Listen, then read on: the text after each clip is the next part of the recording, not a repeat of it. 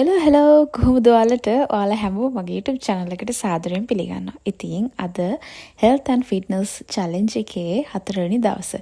ඉතින් අපි දැනටමත් වීඩියෝ 3ක් අප්ලෝඩ් කරලා තියෙනවා මේකත් එක්ක 4යි. ඉතින් ඔයාලා බලනවා නම් මගේ channel එකට අලුත් කෙනෙක් නම් මොකද්ද මේ මම කියන්නේ කියලා මම මේ දවස්වල challenge එකක් කරනවා. health and fitness challenge කියලා.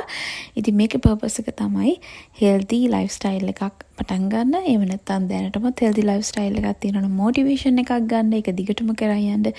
ඒ වගේම weight loss එකකට හරි weight gain එකකට හරි focus කරන කෙනෙක් ඉන්නවනම් ඒ අයටත් motivation එකක් දෙන්න තමයි මේ challenge එකේ purpose එක තියෙන්නේ. ඉතින් මම මේ challenge එකේ කරන්නේ දවස් 30ක්. ඉතින් ඔයාලට මේක දවස් 30න් එහාට ඒ කියන්නේ තවදුරටත් කරගෙන යන්න පුළුවන්. ඉතින් මෙතනදී මොටිවේෂන් එකක් සඳහා පමණයි. ඉතින් මගේ ඩේලි රූටින් එක තමයි මම මේ චැලෙන්ජ් එකේදී හැමදාම කොහොමද මගේ දවස ගත වෙන්නේ කියලා බෙදාගන්නේ. ඉතින් ක්‍රයිටීරියාස් කිහිපයක් මම පර්සනලි ෆලෝ කරනවා. ඒක තමයි මම ෂුගර් කට් එකක ඉන්නේ. ඒ කියන්නේ අමතර සීනි ඇඩඩ් ෂුගර් කියලා තියෙන්නේ. ඒ කිසිම දෙයක් පාවිච්චි කරන්නේ නැහැ. නැචරලි ස්වීට්නර් එකක් හරි මොකක් හරි එහෙම එකකින් ක්‍රේවිං සැටිස්ෆයි කරනවා. ෂුගර් ඇඩඩ් ෂුගර් පාවිච්චි කරන්නේ නැහැ. ඒ වගේම තමයි මේ පීරියඩ් එකේ මම හොඳ වර්ක්අවුට් එකක් එහෙම නැත්නම් හොඳ මූව්මන්ට් එකක් කරගන්නවා. මම ඇඟට තාඩි එන විදිහට හොඳ කැලරි ටිකක් බර්න් කරන්න හැම දවසකම කරනවා. ඒ වගේම තමයි ස්ටෙප්ස් ටික කවර් කරනවා. මම ගෙදර හිටියත් මම ජොබ් එකට ගියත් මම පුළුවන් තරම් පයින් ගිහිලා ස්ටෙප්ස් ටික කවර් කරගන්නවා. අනිත් එක තමයි චීට් මීල් මුකුත් ගන්න. ඒ කියන්නේ ජංක් ෆුඩ්ස් ඒ කියන්නේ අපි අන්හෙල්දි කෑම මුකුත් ගන්නේ නැහැ. ඔය රයිස් කොත්තු පීසා ඒ බර්ගර්ස් ඒ මුකුත් කන්නේ නැහැ. මම මේ පීරියඩ් එකේදී හෙල්දි ක්‍රේවිං සැටිස්ෆයි කරගන්න හෙල්දි දේවල් කනවා. ඉතින් ওই විදිහට තමයි මගේ චැලෙන්ජ් එකේ ක්‍රයිටීරියාස් ටික යන්නේ.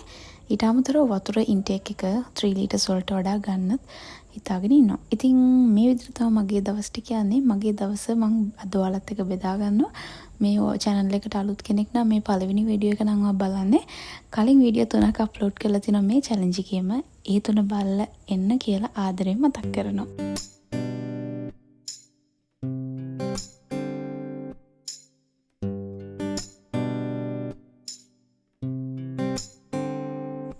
ඉතින් වෙනද වගේම ඔෆිස් එකට යන්න කලින් ජිම් එකේ තමයි ඉන්නේ. මගේ ඔළුව රිලැක්ස් කරන මගේ එකම දවසට හම්බෙන එනර්ජි ටික හම්බෙන්නේ මෙන්න මෙතනින්. ඉතින් මම කොතන වර්ක්අවුට් එක කරත් මේ ජිම් එකෙන් ඇවිල්ලා ඒ කරන වර්ක්අවුට් එක තමයි ඇත්තටම සාර්ථක වෙන්නේ සහ ඔළුවට මාරු විදිහට නිදහස් වෙන්නේ.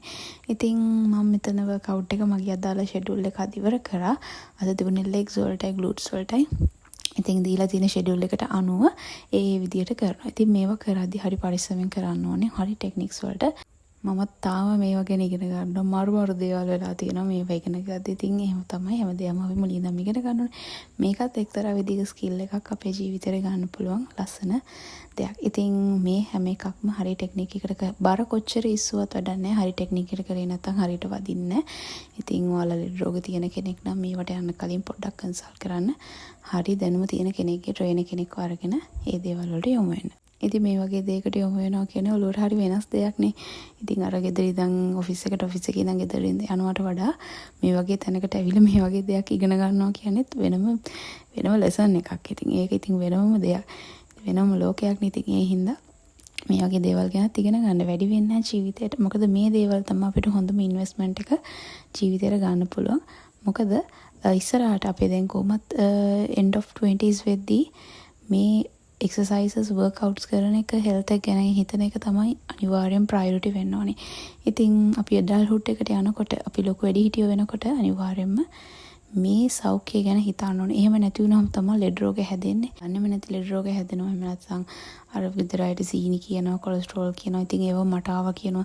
ඉතින් එහෙම නෙමෙයි අපිට ඒවා වළක්වා ගන්න පුළුවන්. ඉතින් ඒවා අපි මේ වගේ healthy lifestyle එකකින් ඒ හැම එකක්ම control කරගන්න පුළුවන්.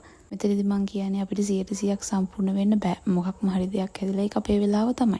හැබැයි මම කියන්නේ අපිට වළක්වන්න පුළුවන් දේවල් තියෙනවානේ. අපේ control එකේ තියෙන දේවල්. ඉතින් ඒ දේවල් අපිට පුළුවන් හැකිතාක් control කරගන්න එක හොඳයි. ඒ වගේම අපේ ඔළුවටත් නිදහස් ඉන්න කාලේ ලස්සනට සතුටින් ඉන්න එක තමයි පුළුවන් තරම් try කරන්න ඕනේ.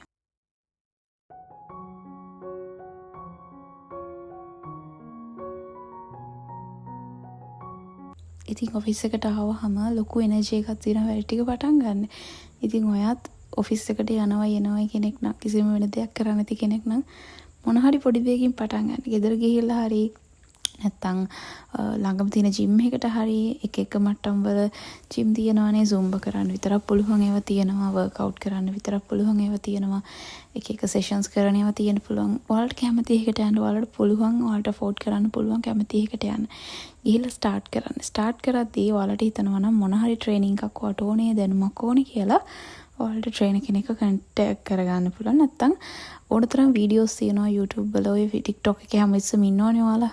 TikTok එකේ Instagram එකේ ඒවල තියෙන පොඩ්ඩක් ඒවා search කරලා තියාගෙන එතකොට අනිවාර්යයෙන්ම ඔයාගේ for you page එකට අනිවාර්යයෙන්ම ඔය වගේ දේවල් inspirations තමයි එන්නේ. ඉතින් ඒවත් හොඳ motivation එකක් ඔයාලගේ workout එක පටන් ගන්න. ඉතින් කලින් දවසේ හදලා තිබ්බ ඒ සැමන් වලින් හදපු ඒ mixture එකම ආටර චපාති වලට දාලා අද තරම් ආවා. ඉතින් ඒ මික්ස් එකේ තව තියෙනවා. ඉතින් මේක තමයි මම මේ සතියේ කියන අන්තිම මීල් එක ඒ සැමන් වලින් මොකද හැමතිස්සම සැමන් කන්න හොඳ නෑ සරයින්. ඉතින් මම හිතුවා මේක අද අරන් ඇවිල්ලා ඒක ඉතින් ඉවර කරනවා. ඊට පස්සේ හෙට ඉඳන් තව මොන හරි වෙන කෑම එකක් හදා ගන්න ඕනේ කියලා. ඉතින් මේක හරි රහයි. ආට චපාති ගොඩක් වෙලාවට අර කද්දි එක දිගට කද්දි එපා වෙනවා. ඉතින් බත් එහෙම නෙමෙයිනේ බත් ඉතින් ඕන තරම් කන්න පුළුවන්. ඒ උනට ඔය චපාති එක දේවල් අර අපිට පුරුදු නැති හින්දා වෙන්න ඇති එක දිගට කන්න බෑ. ඉතින් මම මේ වගේ දවස් දෙකක් කෑවම ඊට පස්සේ තව දවස් කීපයකින් ආයෙ කනවා. එහෙම බැලන්ස් එකේ මාරුට අරන් අද නම් වැඩ ගොඩාක් තිබුණා. ඒ වැඩ ඔක්කොම ටික ඉවර කරා. මම ගොඩක් නෝටිස් කරපු දෙයක් තමයි මම ජොබ් එක ඒ කාලේ කරනකොට දැන් හරි ආසාවෙන් කරන වැඩ වැඩි ස්ට්‍රෙස් එක ගත්තොත් කම්පැරටිව්ලි ගොඩාක් වැඩි මම මේ දැන් ඉන්න ජොබ් රෝල් එකත් එක්ක. හැබැයි මම ඉස්සරට වඩා හරි සැහැල්ලුවෙන් වැඩ කරනවා. ඔළුවට ප්‍රශ්නේ නා ස්ට්‍රෙස් වෙනවා ඇත්ත. හැබැයි මම ඒව මාරු විදිහට බැලන්ස් කරනවා. ඒකට ප්‍රධානම හේතුව මගේ ඔළුව ස්ටේබල් වෙලා තියෙනවා. ඒකට හේතුව තමයි ඉතින් හොඳ වර්ක්අවුට් එකක් කරලා ඇඟ ඇක්ටිව්ලි තියෙන හින්දා. ඉතින් ඉස්සර මට පුදුම විදිහට නිදිමතක් එනවා. සහර නිකම් මත් වෙලා වගේ ඉන්නවා. අර කෑපු ගමම නිදිමත එනවා. එහෙම එනවා. හැබැයි දැන් මට කොච්චර කෑවත් මාරු විදිහට ඇඟට සැහැල්ලුයි. අර නිදිමත ගතිය එන්නේ නැහැ. ඕන තරම් වැඩ කරන්න පුළුවන්. හැබැයි අර හවස් වෙද්දි නිදිමත ගතිය එනවර මහන්සි හින්දා ඒක ටිකක් තියෙනවා. අර ඇඟට තලලා දාලා වගේ ඇඟපත අමාරු ගතිය රෑ වෙද්දි එනවා. හරියටම 10 9 වෙද්දි හොඳටම නිදිමත එනවා. ඉතින් ඇඳට වැටෙනවා. ඉතින් ඒට ඇරුණාම අනිත් හැම දෙයක්ම පොසිටිව් විදිහට තමයි තියෙන්නේ. ඩයට් එකක් කරද්දී ලොකුම හතුර තමයි සීනි කියන්නේ. පර්සනලි මට සීනි කියන්නේ ක්‍රේවිං එකක් එනවා අනිවාර්යයෙන්ම. විශේෂයෙන්ම දවල්ට කාලේ ඉවරුනහම මාරු විදිහට ලොකු සීනි ක්‍රේවිං එකක් එනවා. මම ඒව නැති කරගන්නේ මෙන්න මේ sugar free chocolate එක කාලා නැත්තම් peanut butter හැන්දක් කාලා. ඒක ඒ වෙලෙන් ඉවර වෙනවා. හැබැයි ඔයා ඒක හිත හිටියොත් ඔයා ලොකු ඕඩ එකක් පික්නික් එකකින් හරි කොහෙන් හරි දාලා හරි කඩේකින් ගෙන්නගෙන හරි කාලා ඉවර කරනවා. ඉතින් මං හිතනවා මේක ගොඩක් අය රිලේට් වෙනවා. ඇති ඔෆිස් එකේ ඉන්න කෙනෙක්ට මොකක් හරි කඩ චෝරුවක් ගෙන්නගෙන හරි උඩ කරගෙන හරි කනවා. එතන ලොකු කොස්ට් එකකුත් ගිහිල්ලා ඒ වගේම ඔයාට හෙල්ත් එක පැත්තෙනුත් ඔයාට ලොකු කොස්ට් එකක් බෙයා කරගෙන තියෙනවා. හොඳම සොලියුෂන් එක තමයි ඒ වෙලාවට එන ක්‍රේවිං එක පොඩි දෙයකින් හරි කරගන්න. ඉතින් මෙතනදී sugar free නේ. peanut butter එකත් sugar free. ඉතින් කිසිම ප්‍රශ්නයක් නැහැ. ඔගේ ඩයට් එකට එෆෙක්ට් වෙන්නේ නැහැ. ඒ වගේ දේවල් හදලා තියාගන්න. එහෙමත් නැත්නම් මම අර හදනවා වගේ banana bread හරි මොන හරි chocolate cake හරි මොන හරි මං කියන්නේ chocolate cake සාමාන්‍යව නෙමෙයි healthy විදිහට හරි හදලා තියාගන්න පුළුවන්. අනිත් දේ තමයි ඩයට් එක පටන් ගද්දි ගොඩක් වෙලාවට මැදින් cravings ආවම අපිට ඒක කැඩෙනවනේ. මම ගොඩක් වෙලාවට මටත් එහෙම වෙන දවස් තියෙනවා. එතකොට බැරි වුණාම periods එහෙම හැදුනහම අර emotionally imbalance වෙනවනේ. එතකොට අපිට අර කන්න ඕන වෙලාවල් එනවා. එතකොට ඉතින් බැරිම තැන මොන හරි දෙයක් කන දවස් තියෙනවා. එතකොට මං කරන ට්‍රික් එක තමයි හිතමුකෝ එයා දවස් 3-4ක් එක දිගට හරි ස්ට්‍රික්ට් ඩයට් එකේ හිටියා. හරි ඕකේ. හැබැයි 4 වෙනි දවසේ ඔයාට මග අරින්නම් බැරි හේතුවක් ඉඳන් මොන හරි දෙයක් කැවුනා. හරි බත් වැඩියෙන් කැවුනා. හරි 3 වේලම කැවුනා. හරි සීනි කැවුනා. හරි මොන හරි දෙයක් වුණා කියමුකෝ ඩයට් එක බ්‍රේක් වුණා. හැබැයි ඔයා ඒ දවස් ඕකේ. හිතාගන්න හරි කමන්නේ. මම හෙට ඉඳලා පටන් ගන්නවා සහ හෙට ඉඳලම මීල් එකක් අඩුවෙන් යනවා. මං කරන දෙයක් තමයි ඒක ගොඩක් හැමෝටම මැච් වෙන එකක් නැහැ. මම දැන් හිතමුකෝ මම සාමාන්‍ය මීල් දෙකක් ගන්නවා කියලා. එතකොට මම නැත්නම් ස්නෑක් එකයි එක මීල් එකයි කියලා මීල් දෙකක් ගන්නවා නම් අද මට වැඩිපුර කැවුණා නම් කැලරි වැඩියෙන් කැවුණා නම් හරි සීනි වැඩියෙන් කැවුණා නම් හරි මම කරන්නේ හෙට තියෙන මීල් එකක් අයින් කරනවා. එක මීල් එකක් කාලා කැලරි ප්‍රමාණය අඩුවෙන් ගන්නවා.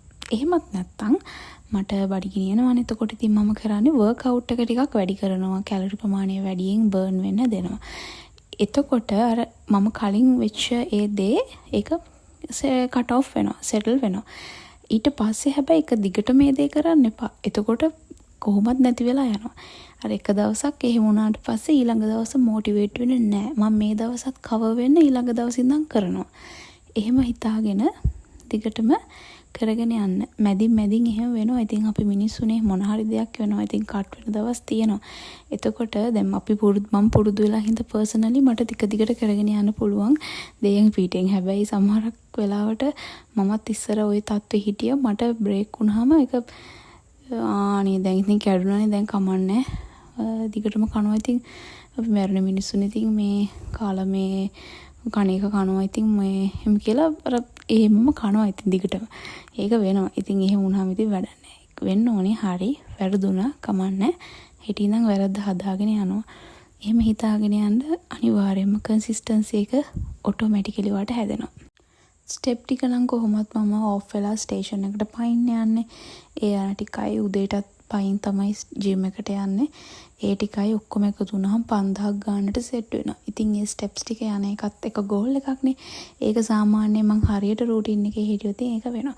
සමහර දවස් වලට කෝච්චිය වේල පහවිල්ලා හරි මොකක් හරි සීන් එකක් වුණාම මට ත්‍රිවිල්ලක් කරන් යන්න වෙනවා. එතකොට ස්ටෙප්ස් ටික එතන 2000ක් විතර වගේ අඩු වෙනවා.